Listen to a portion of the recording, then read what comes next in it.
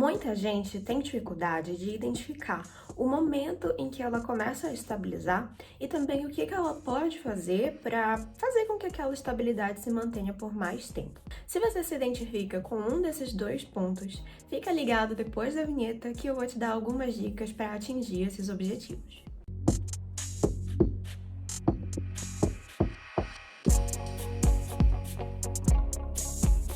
O que todo mundo sabe sobre o transtorno bipolar é que ele pode se desviar tanto para cima quanto para baixo, ou seja, tem dois polos.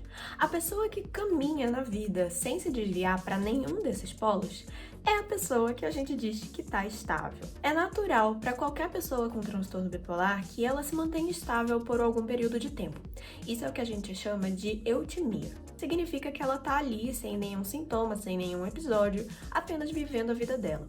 E isso pode acontecer independente de você estar tomando sua medicação ou não. Estima-se que 50% da vida do bipolar é passada em eutimia, como um fator padrão aí, né?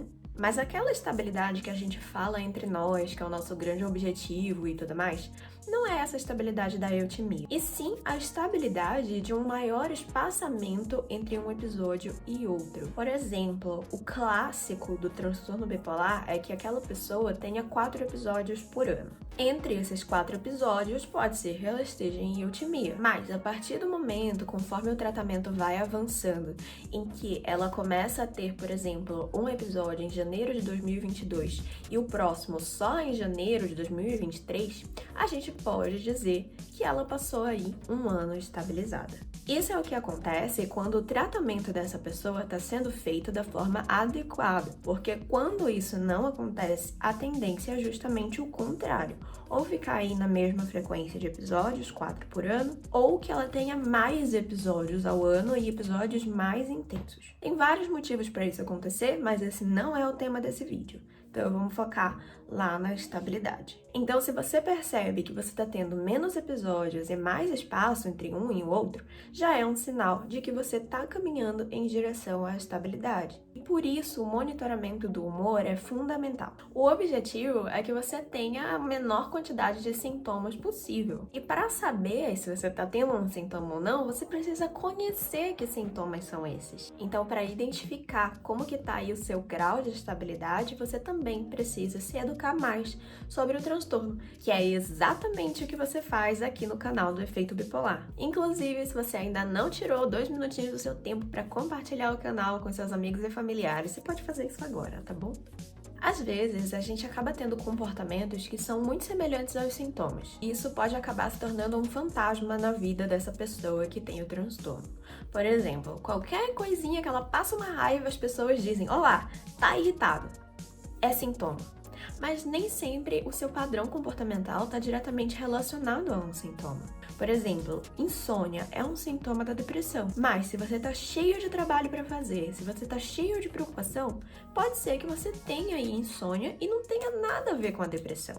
Então você não precisa somente entender o que são os sintomas, como também avaliar o contexto desses sintomas. Supostos sintomas, né? Então, tendo essas 3 coisas em mente, a gente começa a entender o que é estar estável. Então, ter crises mais espaçadas, cada vez mais espaçadas, avaliar o seu dia a dia para entender se estão acontecendo sintomas ou não e entender qual é o contexto desses sintomas. Tá bom, Lorna, entendi. E agora o que eu posso fazer para permanecer estável, cada vez mais estável? Eu vou te contar assim que você deixar o like nesse vídeo. O transtorno bipolar tem muito mais a ver com o que acontece no seu corpo do que na sua mente. Na verdade, tudo o que acontece na sua mente é consequência do que acontece no seu corpo quando se trata desse transtorno. Por isso, o uso das medicações é tão fundamental no controle dos sintomas. Mas tem mais uma coisinha que você pode fazer para ajudar o seu corpo a controlar a situação. É a redução do estresse. Quando nós nos estressamos, há a liberação de um hormônio chamado cortisol. E esse cortisol intensifica a baguncinha que o transtorno gera no seu cérebro.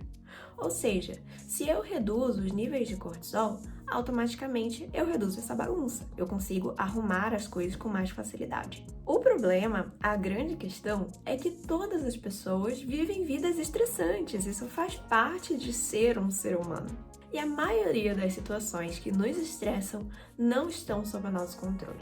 Então, o que eu posso fazer para melhorar a minha situação? O segredo está em mudar a forma como você lida com esse estresse. E aqui eu vou citar alguns pontos que vão te ajudar a lidar com o estresse de uma forma mais saudável. O primeiro de todos é compreender as suas emoções. As emoções têm funções. Pode ser te motivar para uma ação, por exemplo, viu uma cobra e sair correndo, então literalmente organizar o seu corpo aí para fazer alguma coisa. Pode ser se comunicar com alguém, por exemplo, você tá bravo e aí alguém vê e diz tá tudo bem, e aí automaticamente vocês estão se comunicando de uma forma não verbal. E também pode ser se comunicar com você mesmo, por exemplo, você vê uma casa pegando fogo, você sabe que não é para entrar na casa. Então seu corpo tá te passando aí umas ideias através dessas emoções. Ideias para o seu bem, claro. Só que às vezes essas emoções podem sair ali do que faz sentido, né? Elas podem sair de proporção, podem ser incoerentes, isso acontece por diversos motivos que não vêm ao caso. Mas conforme você compreende as suas emoções, você tem condições de alinhar elas com a realidade. E isso faz com que você lide melhor com elas e automaticamente se sinta menos estressado. Um segundo ponto interessante de você tentar praticar são exercícios de mindfulness. Mindfulness é uma forma de meditação, mas na terapia comportamental dialética a gente insere ele como uma forma de estilo de vida. E mesmo que você não consiga compreender exatamente o que isso significa, porque é muita informação para botar num vídeo só, eu posso fazer outro vídeo sobre o assunto se vocês quiserem. Só o fato de você ir praticando exercícios desses que tem em aplicativo, que tem no YouTube, com certeza já vai te ajudar a lidar com o estresse de uma forma mais saudável. Além disso, a gente também tem as práticas de exercícios de tolerância ao mal-estar, que são práticas comportamentais, justamente com a função de reduzir a sua frustração. Menor frustração, menor estresse. É uma coisa meio automática, né? Esses 3 itens que eu te falei agora, todos fazem parte do escopo da terapia comportamental dialética. E se você quiser saber mais sobre o assunto, você pode conferir o link que está aqui embaixo desse vídeo sobre o treinamento de habilidades além do equilíbrio. Mas a gente tem também um quarto ponto importante que pode te ajudar na missão de reduzir aí o seu cortisol, que é a famosa terapia, né? Tenho certeza que a essa altura você já deve fazer terapia. E a função dela no transtorno bipolar vai ser justamente te ajudar a lidar melhor com os seus traumas e os seus gatilhos, de modo que as situações mais estressantes para você não tenham tanto peso quando elas aconteçam. Então não é que elas vão deixar de acontecer, mas quando acontecerem você vai saber o que fazer com elas. Beleza, gente? Vocês não têm noção de como foi difícil eu gravar esse vídeo. Eu acho que eu passei uns 45 minutos aqui tentando gravar. Então, por favor, deixe seu like para que eu fique feliz. Obrigada, pessoal. Vejo vocês na próxima semana. E se você gostou desse vídeo, tiver um tempinho aí pra me dar, assiste mais um aqui do meu canal pra me incentivar a continuar gravando pra vocês. Até semana que vem. Tchau!